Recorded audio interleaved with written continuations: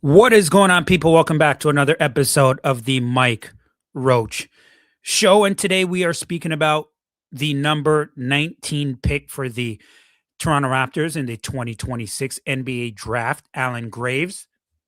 What up, Mo? I see you are in the building, first and foremost. You know, we got a few things that we got to discuss here. And I'm doing this podcast a little bit on the late side because I've actually had a few days to think about Alan Graves because, some of you saw my initial reaction and we talked about it a little bit on the show when I was doing the live coverage of the first round of the NBA draft. So I want to go through why the Toronto Raptors front office picked Alan Graves at number 19, my initial reaction, being the analytics darling, they call him, of the draft, and just some of my thoughts overall here.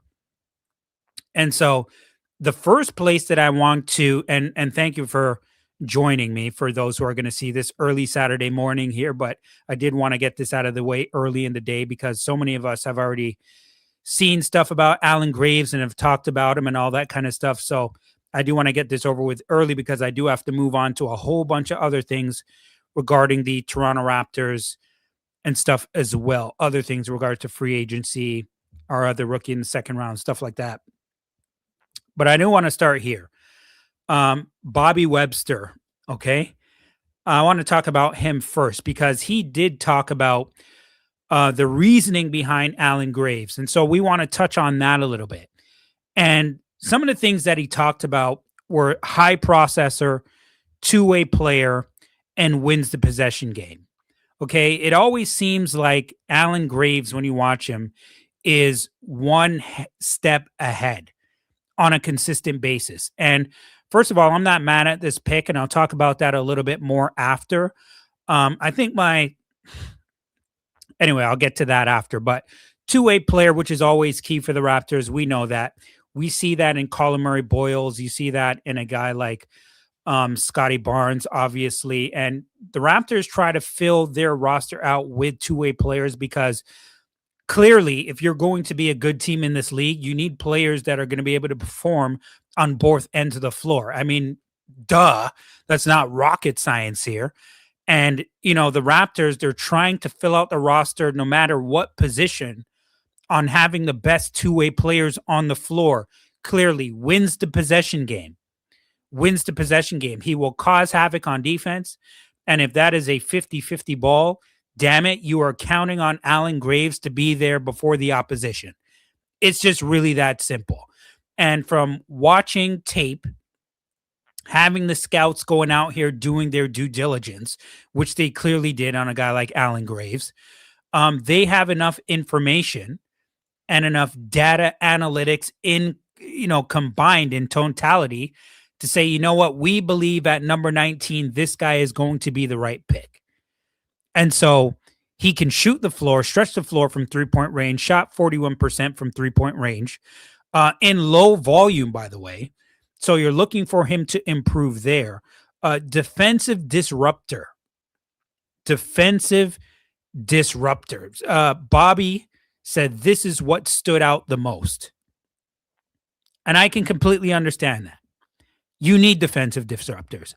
You saw what a guy like Colin Murray-Boyles as a rookie did this past season and what he was worth to this team. He's one of the pillars now moving forward. That is clear. There's zero, you cannot deny that. We know that. And so you bring in another guy who's 6'9", 220, who is a defensive disruptor. And you probably do that because, first of all, Graves is, from a basketball IQ standpoint, seems really good. Good hands, good footwork, good fundamentals overall. But when Bobby says that's what stood out, is because, listen, versatile bigs at this point, not necessarily just, having good height and size, length, but being strong, physical. He's only 19 years old. There's going to be a lot of learning here. Okay, there's going to be a lot of learning. I'm not saying to expect this guy to be the best thing that's ever happened to basketball in the last 20 years in the first season. I'm not saying that, but they do expect him to be a damn good player, especially on the defensive end. And he has good potential for the offensive end as well. And one reason is Sandro Mamukelashvili. We're not sure he's coming back at this point. We'll talk about that a little bit later in the show. Very personable, Bobby says. Great personality. I think he's going to be good for the locker room because those things matter. And one of the things that we have talked about before, at least I've talked about before, is what these players are like in your locker room matters. Don't let it be when it comes to trade signings and all that kind of stuff. The Raptors just won 46 games. You want to see them be able to take the next step forward. Depending on who you trade and depending on who you sign, you don't want it to be a F around and find out moment, right? Because depending on who you get, people can disrupt your locker room. I will say that again. People can disrupt your locker room. You have to be careful on who is in your locker room. And so when he says he's personable, when he says he has a great personality, good for the locker room, those things matter. You got to have a good vibe. When certain people come in, you ever been around people in real life that just have a bad vibe? You don't want to be around them. Whenever you're around them, you feel like something's going to go wrong. You feel like there's going to be a problem. You feel like they're going to cause issues. Those things, they matter. And you don't want anybody to disrupt that at this point for the stage that the Raptors are at. You don't want people disrupting your locker room. And this kid seems like he's going to be a good kid. He seems, like he said, personable, good personality, but faith as well. It seems like that, and they won't say that. I'll say that. I think the faith does play a big part. They won't mention that. They'll just say, good personality and all that kind of stuff. But his head seems like it's on his shoulders. And one thing that I liked about him when I saw him, and I think you kind of appreciate him a little bit more when you see him in interviews. You listen to him speak, you see him with his family, but he seems like he comes from a good family and he has his head on right. But the personality, the happiness that you see, because sometimes you do see, and you don't really see it, I would say, necessarily anymore, because I think that stigma of not wanting to play in Toronto and kind of stuff is kind of out the window now at this point. But although it may happen from time to time, but I don't see that being specifically just a Toronto issue anymore. I think there are just some markets overall that any player just wouldn't want to play in. I don't really see Toronto as one of those destinations anymore. I think more players from around the league and people who are playing their NCAA ball or from overseas, wherever the hell they are, I actually think a lot of players right now would rather play in Toronto than play in other bum-ass cities around the NBA. No offense, you guys. Good cities. I'm just saying Toronto is better. Let's just face it. The front office is better. Organization is better. From a city, it's not even close. I mean, give me a break. What, are you kidding me? Like, come on. Seriously. Like, if you look at Toronto's organization, their history at this point, what they have done, what they have been over the last, 10 to 15 years, over the last 10 to 15 years, look at the organization for the Raptors. Look at their history. Look at the players that they have made out of nothing. Guys making hundreds of millions of dollars, not even drafted. Undrafted players, guys in the second round. Guys we've had literally come out late in the first round, become all-stars, multiple time all-stars, getting to the finals, winning the finals. Like, come on, look at the history, look at the organization of the Raptors, what they have done. And you're telling me at this point, we would think that rookies being drafted in the NBA would be disappointed for wanting to come to this franchise? Absolutely not. Absolutely not. You have franchises in the NBA that are in freaking purgatory. Teams never even won anything, done anything. And we think teams would be, or players would be upset for wanting to come here?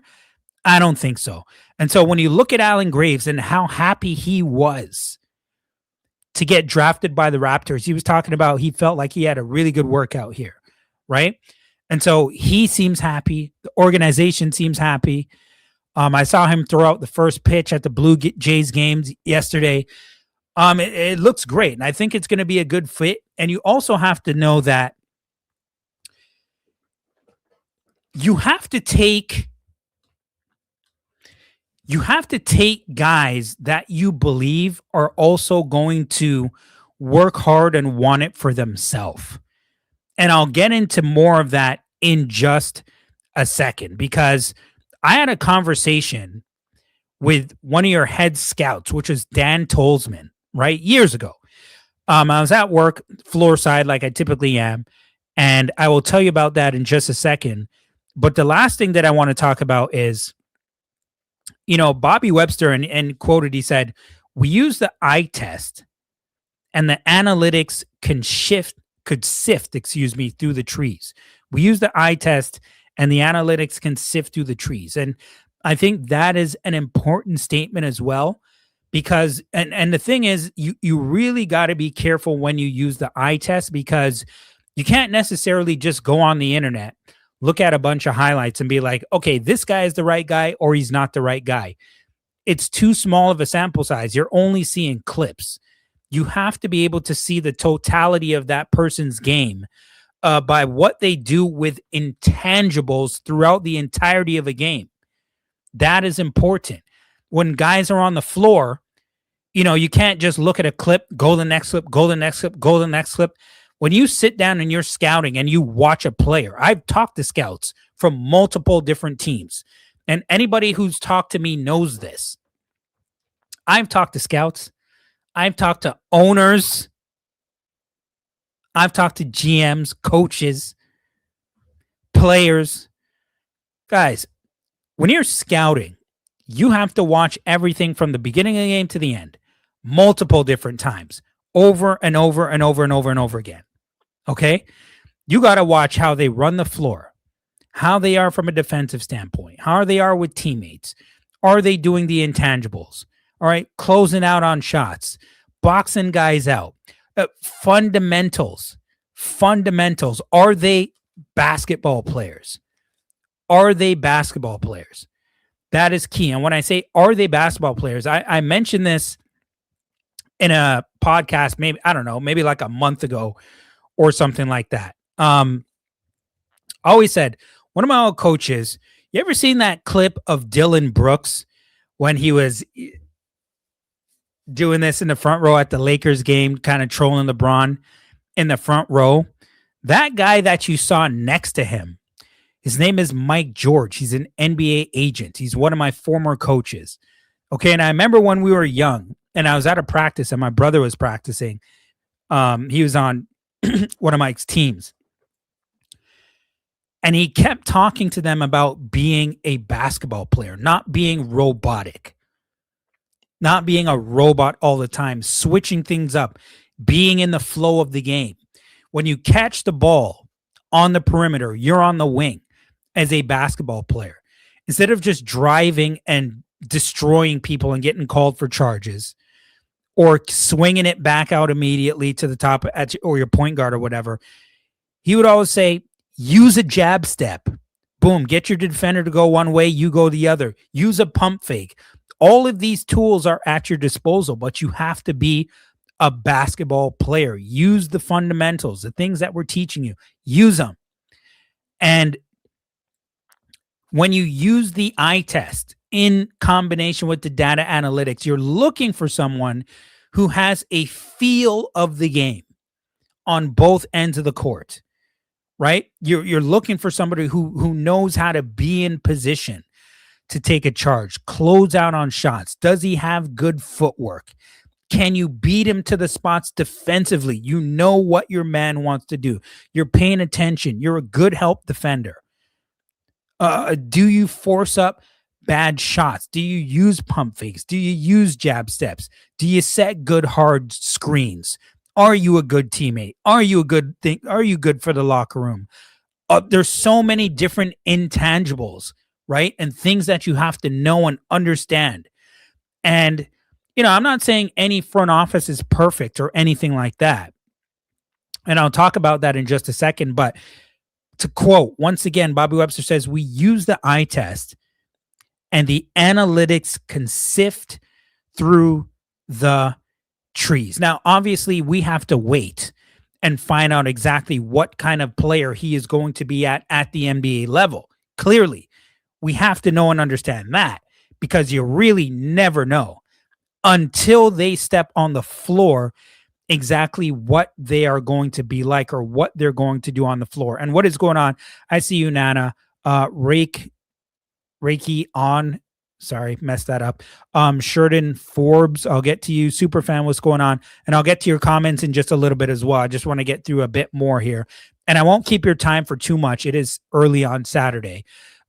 Figured I'd talk to you guys a little bit while you're eating your breakfast here. But my initial reaction, okay, was very typical. Like, I went back in my chair and I was like, oh, this is a really typical Raptors pick here. And you know what? I can understand it. I can understand it. 6'9" forward. He's kind of I wouldn't say he was necessarily the safe pick, but I think sometimes when you watch the draft, you're kind of waiting to see if a team does something kind of radical or something that you didn't expect. But I'm okay with this pick. I'm just saying, overall, you're kind of looking for excitement, which is not necessarily maybe the responsible way to look at it.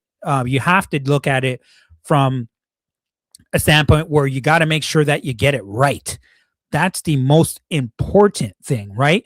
And it's also based on who is left on the board at the time when you're picking.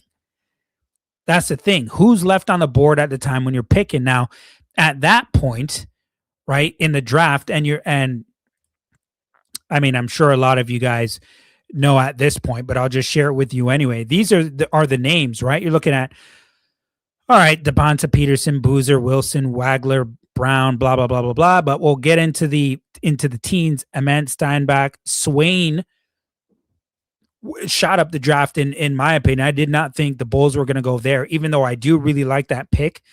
And then Sturts goes at 16 and then ultimately goes to Oklahoma City, and then Anderson and then Graves at 19. Now, around this area here is where it started to get a little bit sticky, and you weren't necessarily sure what was going to happen at that point, right?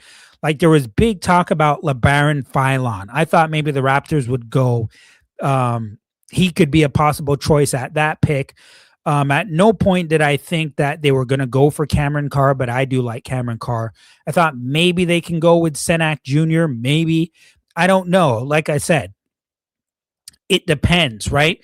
You look at the eye test, you sift through it with the analytics, like I mentioned, and then at the same time, it also depends who is on the board for you.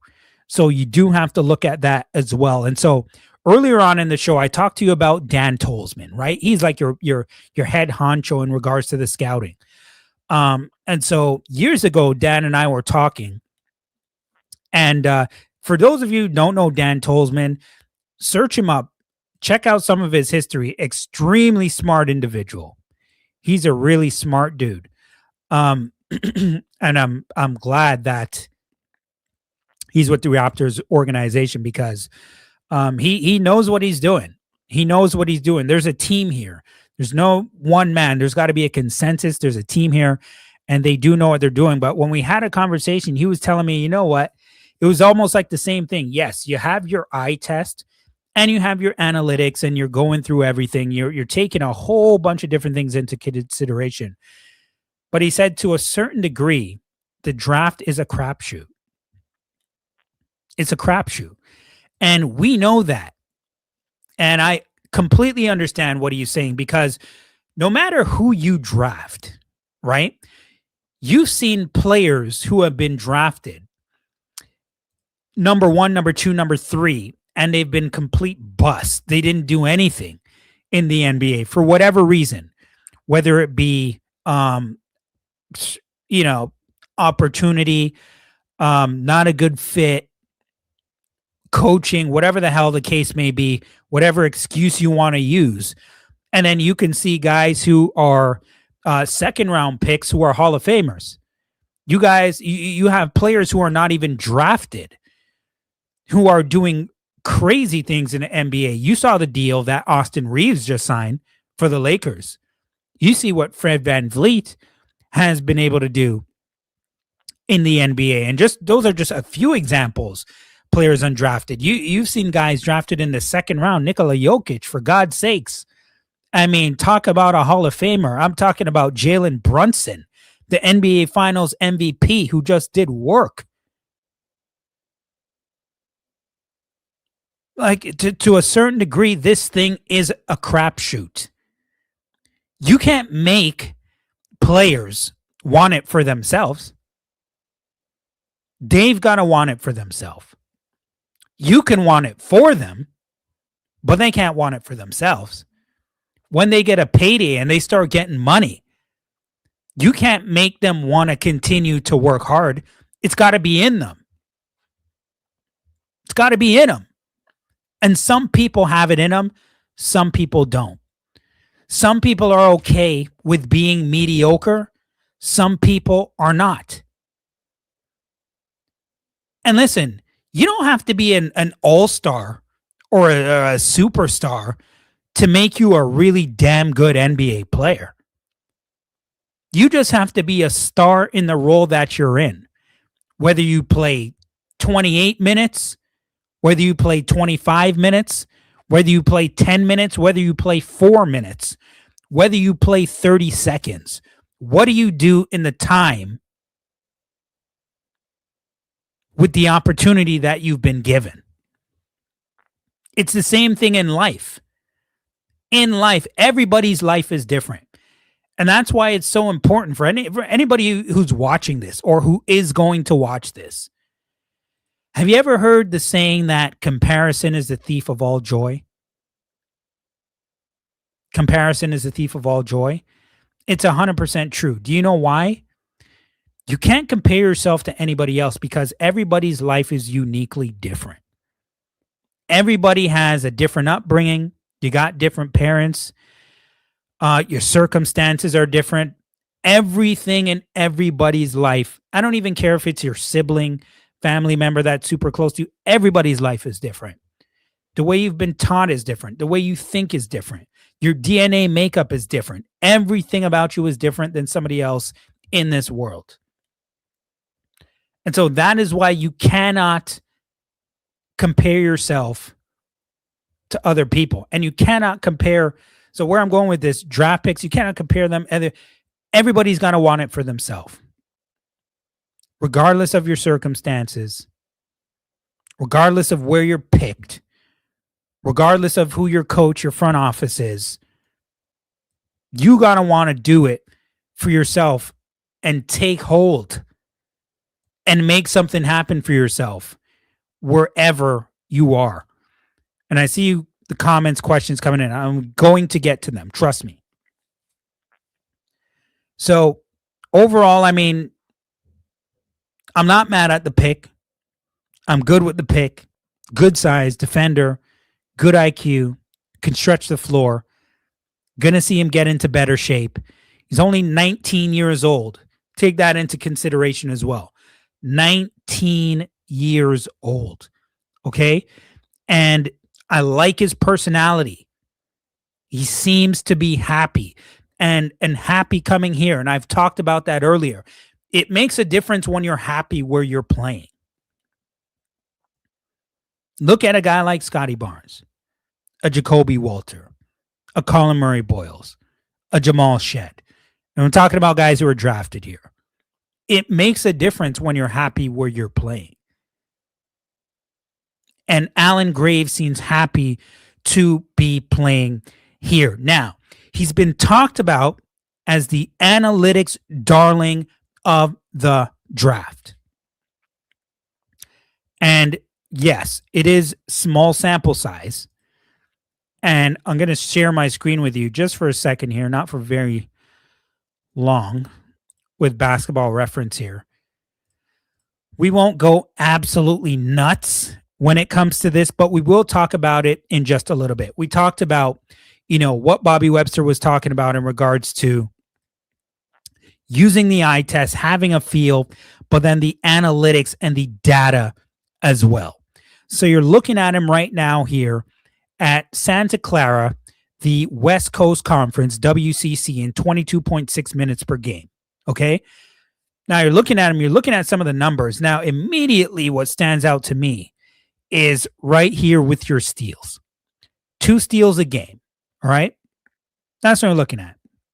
Almost 2 assists a game. Doesn't turn over the ball much. Almost 12 points a game, 11.8 to be exact. 75% from the free throw line, almost 3 offensive rebounds a game, 6.5 in total overall. Effective field goal shooting at 58%. 51% from the field, 41% from 3-point range. And so you look at all these numbers and you have to put that together with what you're seeing out there on the court. So we won't go crazy looking at these numbers because I'm sure we're going to hear a lot about them in due time and what we see in regards to Summer League and all that kind of stuff as well. And yes, small sample size, but it doesn't hurt his case.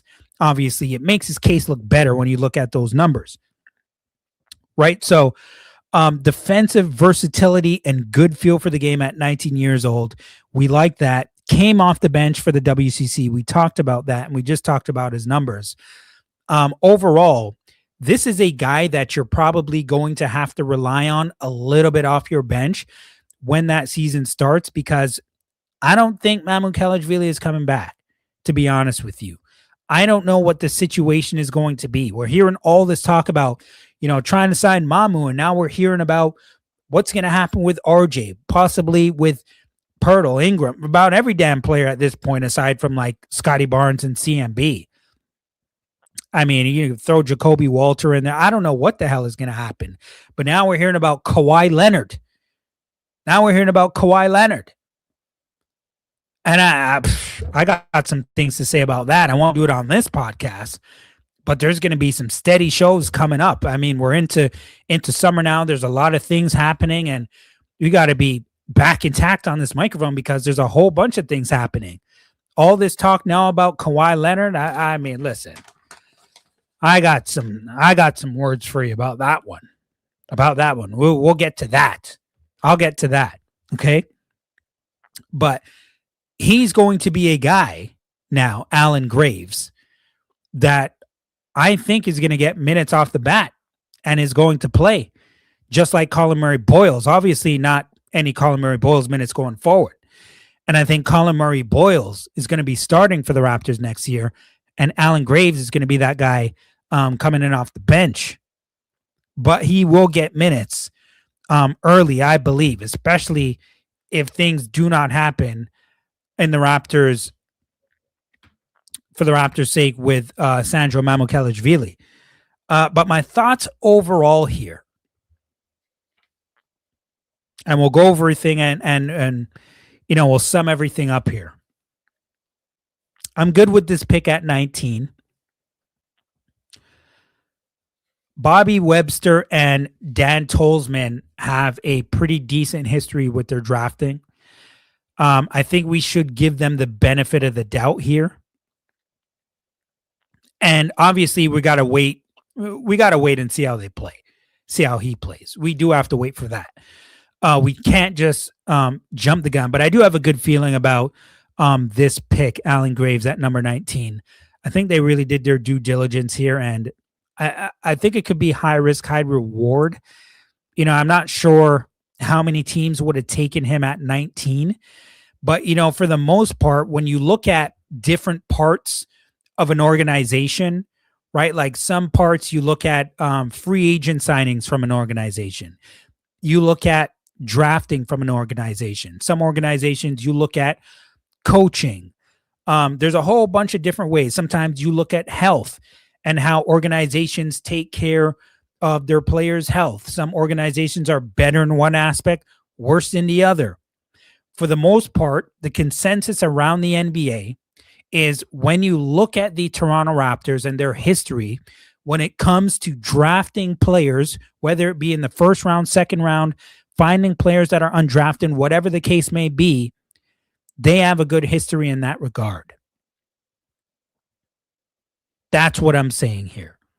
And so 6'9", versatile, big who can defend, can shoot it. And I heard him talk about when he was in high school or at some point in high school, he was 6'1". He was used to being a point guard for being on the basketball court. And then he had a massive growth spurt. So a lot of the time he was playing as a guard, and he's used to playing as a guard. So he went from 6'1" to 6'7", I believe he said, and then went 6'7" to 6'9". So I found that interesting from that standpoint as well. So versatile big, can shoot the ball, good hands, defensive disruptor. And at the same time, the Raptors and every organization, and you just heard, Jim Dolan, owner for the New York Knicks, talking about this. Man, the way you build your roster is going to be so different now. The rules in the NBA have changed immense. I mean, so much in regards to this damn second apron. And now everything in regards to the 3-2-1 lottery draft, the way that if you're in the bottom three in the NBA, you actually lose lottery balls. So now teams are trying to improve and improve faster.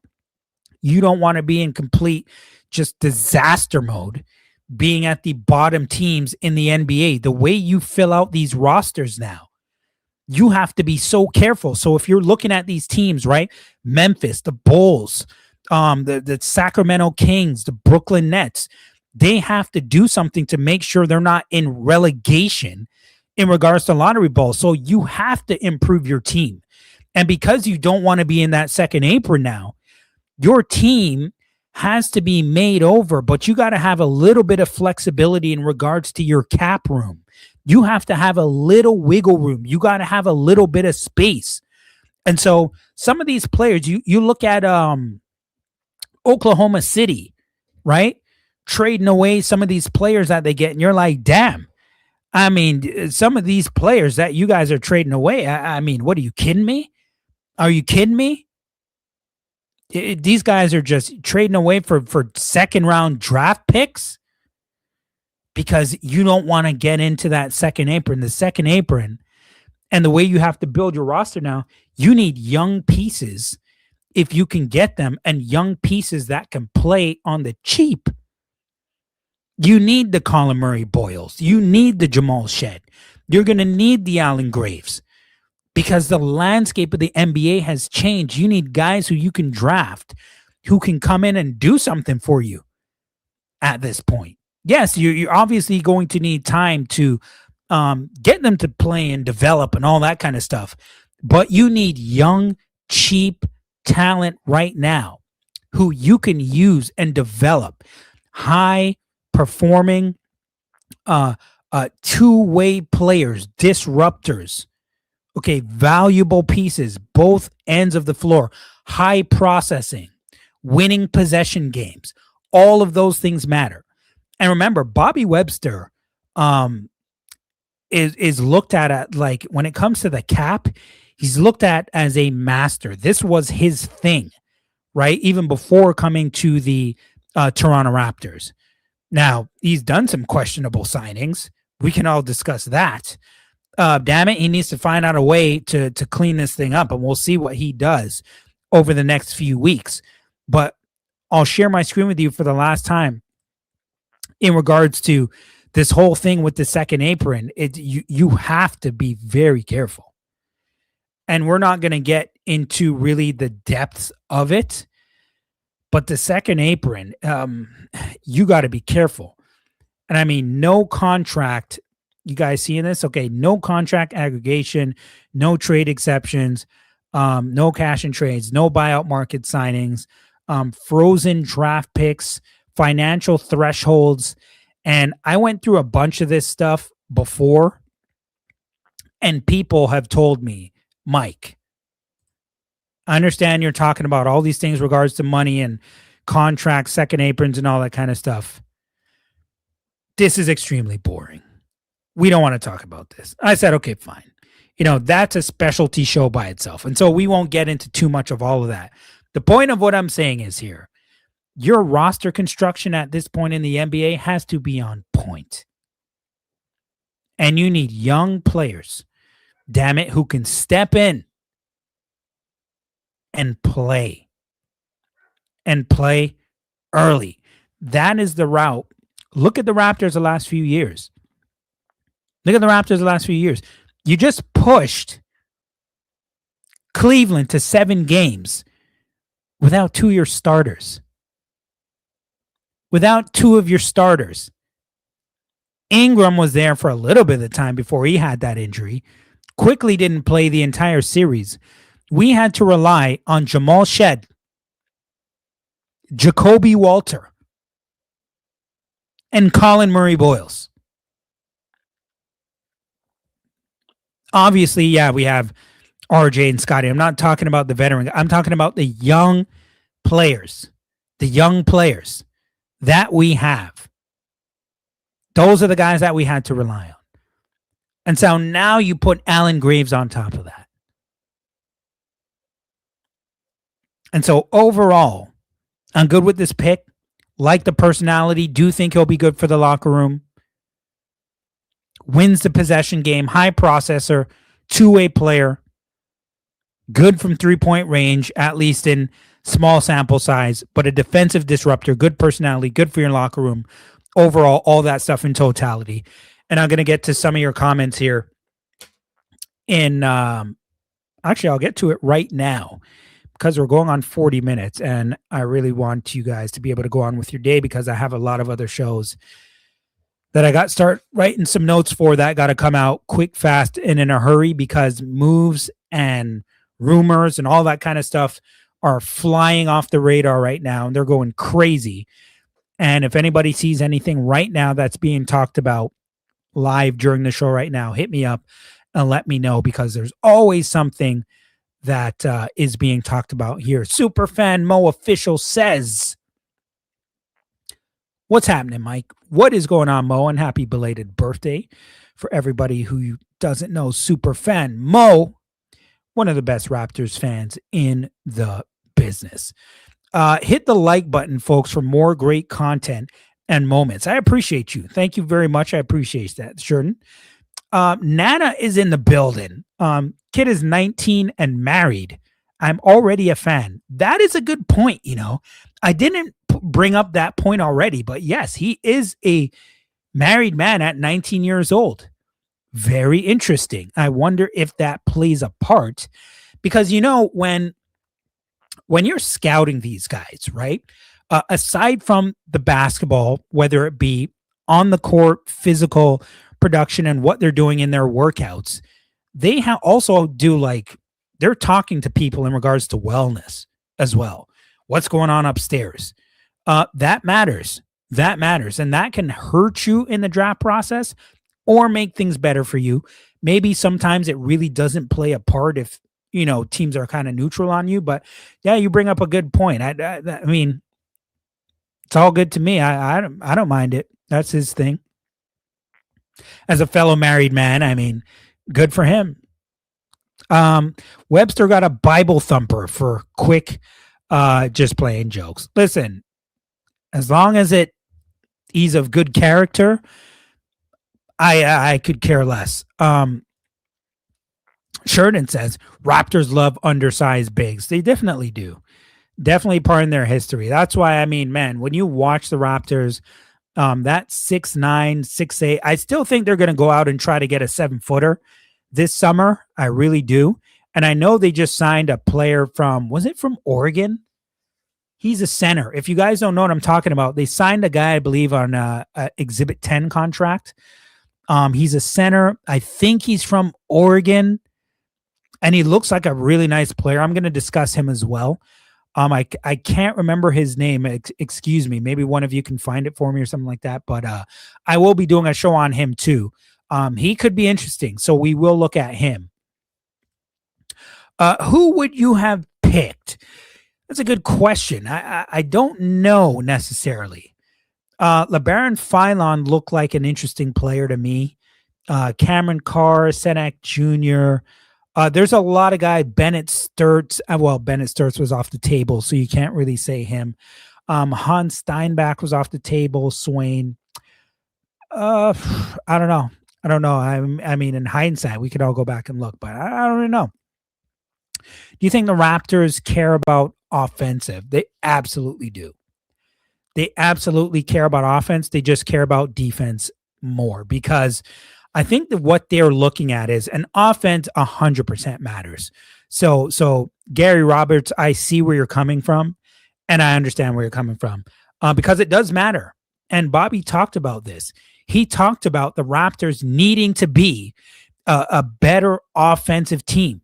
And to me, this past season, especially, is what really frustrated the hell out of me. It wasn't from the defensive end, it's from the offensive end.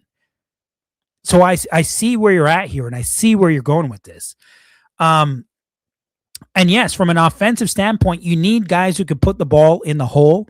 And so when I was thinking about, and I told you about Cameron Carr, right, as a player that maybe the Raptors could have taken a look at.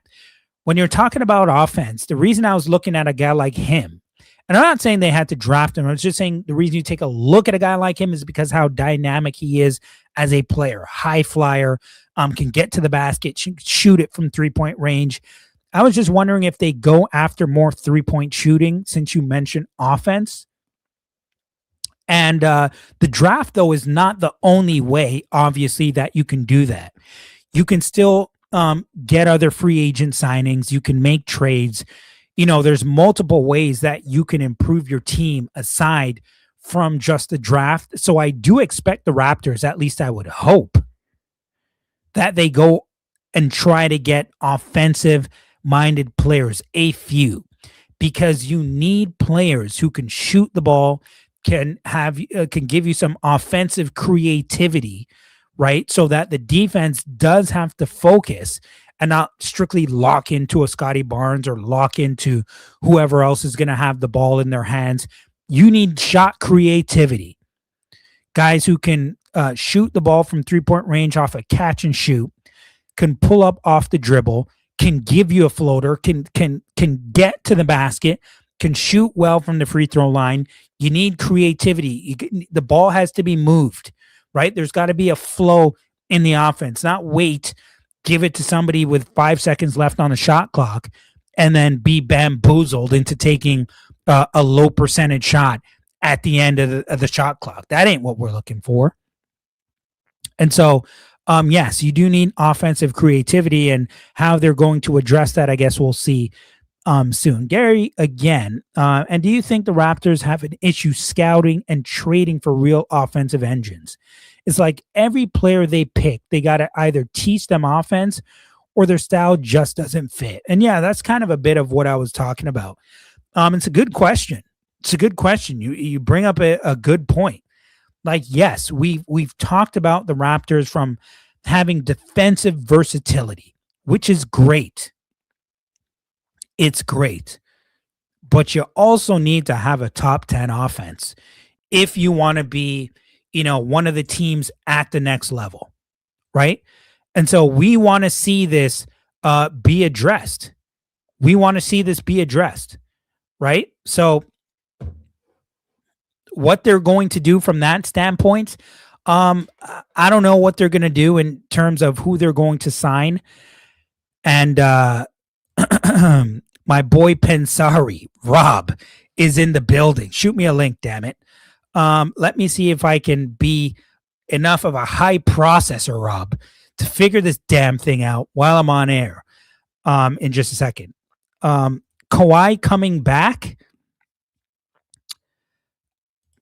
Listen, we can talk about that. We can definitely talk about that. Not on this podcast, but we can talk about it. Okay? I don't know how I feel. Rob, check your email. I don't know how I feel, but I'm glad what do you guys think? What do you guys think? You see, this is what you guys do. This is what you guys do. I come on to do a show talking about Alan Graves. And now this is supposed to be 20, 25 minutes. And now somehow I'm going to end this show. You guys come into the comments and get me riled up. Every time. Every time. Kawhi, we'll talk about that on another show. We'll talk about that. Graves has no muscle, no meat on his bones. He's like Chris Boucher. He's bigger than Chris Boucher.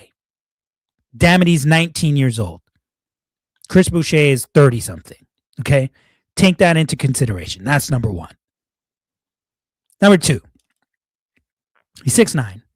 He's 220. He's going to put on weight. He's going to put on muscle. Can we chill out on that for just a second? Even though I understand your point. Yes, I get it. Nate Biddle, Liberal Manuel. Thank you. That's who I was talking about. Nate Biddle. For everybody here, by the way, one thing I got to do Saturday morning, I'm gonna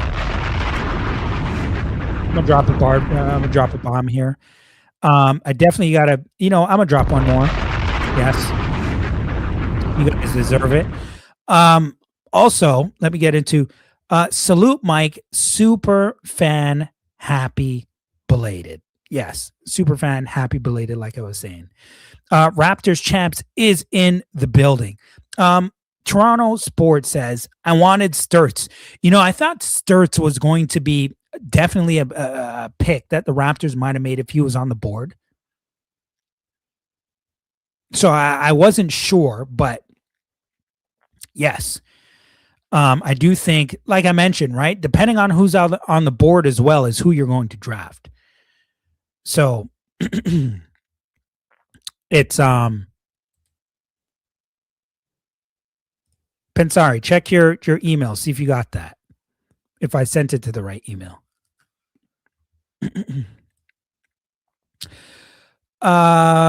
I doubt Kawhi returns. I'm not sure how this entire Kawhi Leonard thing is working right now, because I'm really not sure if this is just some type of smoke or that he's holding the Raptors as leverage. You guys are getting me thrown off here. You're going to have to make me do the Kawhi Leonard thing before I get to our second round pick. Kawhi not coming back. You guys, you're getting me good here. You're getting me good here. I remember, when I'm doing this Kawhi Leonard show, please make sure you guys are all here, because all of these questions that you're asking, these are the necessary questions that we need for that show. This is a necessary question we need for that show. So make sure that you're asking me all those questions when we start talking about Kawhi Leonard. Graves, and this is from John Cooper, 5403. John's been here before, I believe. What's up, John? Graves has been doing a lot of workouts by the looks of it. In his suit, he looks as though he lost close to 15 pounds. Listen, Graves is going to get that body right now and when he's in that Raptors uniform. I wouldn't be too concerned about what you're seeing. Like I mentioned, he's 19 years old. We got to give him time for that body to fill out. And so don't be necessarily too concerned about his body right now. I don't have any issues with Graves and his body makeup right now. He's only a 19-year-old kid. He's going to fill out. We might have a guest appearance here. I'm not going to be here for too much longer, but we may have a guest appearance. We're not sure. We're going to see that. He said he'll be fine. Yes, I agree. Gary once again says, let me get this up here. And I feel like I hear we can make trades to improve this roster, but then trade deadline comes and goes, and even we have better assets. The front office still doesn't seem to be able to close. Ladies and gentlemen, we have a special guest appearance. This was not planned, by the way. But we have one of the Raptors media legends who just does absolute work here, who's about to pop up, and you guys are about to see on the screen in the next 2 seconds. Completely out of left field, but damn it, I'm happy he's here. We got Pensari in the building. We have Rob here. Okay, Rob, what's going on, my man? What's happening? What's good, man? Raptors media legend might be 16 steps too far, but I appreciate. No, I not for appreciate me, the damn it. Not for me. Not for me. You do absolute work when it comes to Raptors and podcasting. I don't care what everybody else's opinion is. Damn it, I go by my opinion. And that is my opinion. You do work. Some people like you, some people hate you, Rob. You're a polarizing figure when you speak about the Toronto You're Raptors. not doing it right if you don't have haters. I feel this very strongly. You got to have some haters, right? Hey, listen, that's a part of it. Hey, man, we got a lot of supporters too. We got a lot of supporters too, man. So I appreciate you for being here, Rob, and I don't think I'll be here for too much longer. But sure. I am happy you are here because this is a show talking about Alan Graves. And so yep. I know you've talked about him, and you went in with Alan Graves. Tell us your thoughts here. The Raptors take him at number 19 overall. What are your thoughts on him? Good job. Actually, a couple of days ago, I had a chance to sit down with his coach at Santa Clara. That interview is going to be posted today in a couple of hours when I get through the edits. Man, the intel is so good on this guy. It's so good. Like Toronto Raptor fans, like I understand the concerns, right? And let me just address some of the concerns. He's not super athletic. He did play in the WCC. He is a 0-star recruit that kind of came out of nowhere. The first thing you hear about a player sometimes clouds your vision, and then everything you hear about them from that point on kind of just muddies what you already know. So with Scotty Barnes, 0-level scorer. With Colin Murray-Boyles, he's too much like Scotty Barnes. Can we learn our lesson here, though, right? The Toronto Raptors have taken a bet on one of the most productive freshmen in college basketball history. The fact that he played in the WCC doesn't scare me because Pascal Siakam played in the WAC. Jonathan Mobo dominated WCC, and I can tell you that Alan Graves' analytics at a much younger age are better than those two players. Now, the athletic concerns, I think, are massively overblown. I think he's a very functional, coordinated athlete. He is a legit 6'8.5", 6'9". He is not 215 or 210 or whatever I've heard. He's legitimately like 230-ish. He played around 235 last year. And he is, he has qualities that have made a lot of Raptors successful. He has Fred VanVleet's hands. These are some of the strongest hands in collegiate basketball. If he touches that ball, he's getting the ball. Steal rate at 4.9%, block rate at 4.9%. These numbers have perhaps been matched by two players in collegiate basketball history, and one of them is Matisse Thybulle. So, I'm not saying he's going to be a lockdown defender at the NBA level, but honestly, people who say, oh, well, he dominated a lower conference. Okay, cool. If he had done what he did last year at North Carolina, he would have been a top 7 pick. So the fact that he went number 19, he already paid the tax. He paid the small conference tax. Okay. Mm-hmm. But this idea that he just can't hang against stronger competition, I refuse to believe that. The idea, that people say, oh, well, the shot's not going to translate. Tell me why it's not going to translate. He took it at a high volume, shot 41% from 3. It's replicable.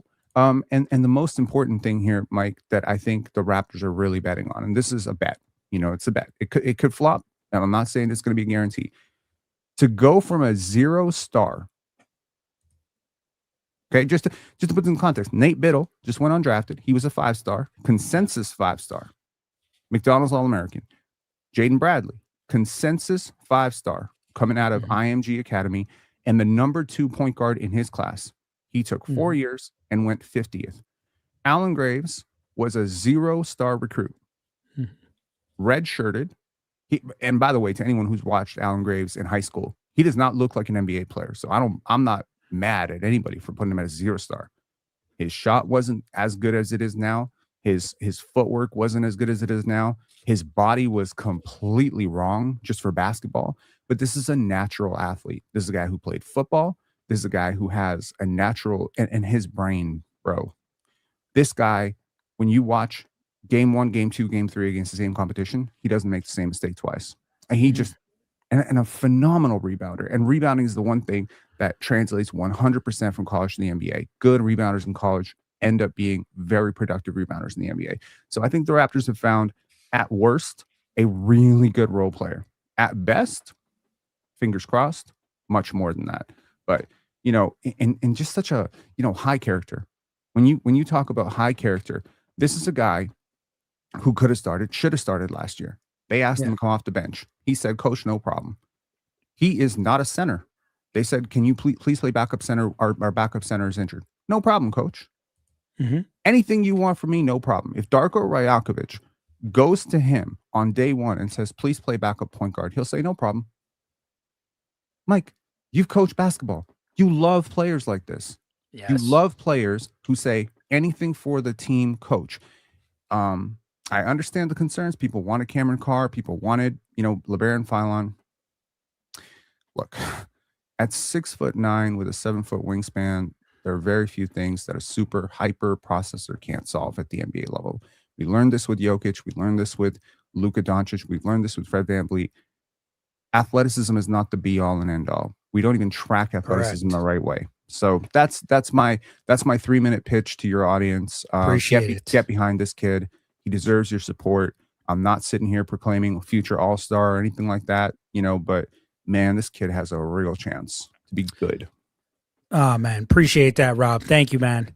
And I got to go watch your show. You talked about Kawhi, right? Yes, I did. I saw the show. I didn't see it yet, but I did see it on my timeline. I'm going to watch that because this whole Kawhi Leonard stuff. Oh man, dude. I don't know how I feel about this, Rob. I got to go over some things. I don't know how I feel. Well, about I mean, this. think about this. You got to put yourself in Kawhi's shoes here. The Clippers. You went to LA to play with Paul George. They didn't pay him. Mm-hmm. You conceded and said, "Okay, well, at least I still got Ivica Zubac and James Harden." And they trade James Harden, and they trade Ivica Zubac. And then you say, "Okay, well, brutal. This controversy isn't going away." And it's not like they shield you from it. They kind of throw you under the bus. They say, "You know what? Like, we didn't do anything. We didn't do anything wrong." They asked. and then you have this number 5 pick. And if you're Kawhi Leonard, you just put up a top 7 season, and you're thinking to yourself, this top 5 pick could get me an all-star to play with. And they pick Keaton Vogler, a player who's at least 3 years away from being anything close to an all-star.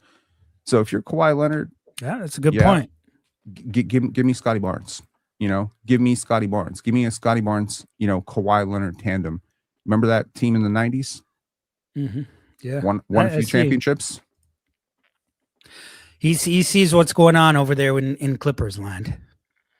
Hey, I mean, look, if one part of this report is that Kawhi is willing to sign an extension in Toronto, and the other part of it is that he's not willing to sign an extension anywhere else. Mm-hmm. Even if you believe that, yes, he wants to stay with the Clippers, he wants to stay home, why would Kawhi use Toronto as leverage and not Golden State? Golden State is in California. It's right there. Golden State has Steph Curry. Steph Curry is a really good damn player. It's a good point, too. So this idea that, he's just using Toronto as leverage, dude, the whole intel on Kawhi is that he hates the cold, he hates the winter, and apparently he left Canada because of it. So why use the Raptors as leverage? Because the Raptors are interested. Because the Raptors have the pieces. And maybe, just maybe, Kawhi likes Canada a little bit more than people want to believe. That is true. Yeah. That is true. That's a good point. And I'm going to have to make an entire episode for that one as well. And I'm probably going to have to talk to you at some point as well to do a deep dive on this whole thing, because I believe something with the Raptors is going to happen. I don't know what's going to happen, but something's going to happen. Well, I mean, they tried to, if the reports are true, and I believe they are, Derek White, Jaren Jackson, there's a type. Guys who can shoot and defend, right? Kawhi can shoot and defend. You know who else can shoot and defend? Cason Wallace. Mm-hmm. So the targets are clear. And you know who else can shoot and defend? Every single player they picked up in this draft. Yeah. There's an idea here. We want 3-and-D everything. Yeah, exactly. I guess That's what we talked about. They miss OG Anunoby, huh? Yeah, I guess so. Rob, appreciate you, man. Thanks for dropping Appreciate by. it, man. Appreciate Appreciate you. it. Thank you so much. We'll talk soon. There you go. Pinsari, my boy Rob, always dropping his knowledge. If you haven't already subbed to him, please make sure to do that. He goes in with his podcasting on YouTube. Overall, great dude. And does work all the time. At Micros7 on IG, at Micros23 on X. Make sure you follow, like, subscribe, and share the Mike Roach Show. I'll get to a couple more, but I mean, holy crap. You guys putting a lot of stuff here. Okay, I'm going to have to be quick. You got Isaiah Stewart going for 3 second rounders. We got Kawhi Raptors for leverage. We can't get Melo. When you're a pro athlete, you're eating steak and greens for every meal. There's no way Graves doesn't gain strength. That's pretty funny. Real Truth is in the building. I haven't seen Real Truth in a while. Everybody calm down. Jeez. Shake my head. Calm down on what? Are you talking about the draft pick or Kawhi Leonard? Both Kawhi and LaMelo are always injured. That is true. And provide no team leadership nor chemistry. No, thank you. Don't blame me for feeling that way. I can completely understand both sides of everything. Spud Jenkins. I've never seen Spud Jenkins before. You know what? Spud Jenkins, damn it. Drop one for everybody who's in here. That's a weird name, but okay. Drop one for you, Spud Jenkins. I'm sure they'll swing when the time is right. Hoping so.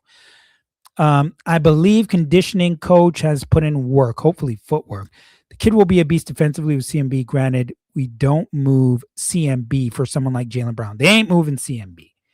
I'll tell you that much. Guys, this show is going for over an hour. If I have not read your comments, please go under the comment section and comment, okay? I even forgot to answer. I think I had like 3 comments on my last one that I didn't answer. Then I'm going back to answer now. If I didn't get to your question in the chat, go under the comments and I will respond. You guys know I always respond. So just get there, okay? I'm running over an hour now. So I got to end this show, but I appreciate you all for being there. If I didn't get to you, once again, get into the comment section under the video and I will get to you by tomorrow, at least, maybe even today. All right. So this is the Micro Show. Really appreciate you. I'm going to drop one for Rob too. Damn it. Because he just came out of nowhere just now. So thank you very much, Rob, as well. This is the Micro Show. I'll be back again soon. Alan Graves, hoping to do big things. We'll be chatting. I'm out.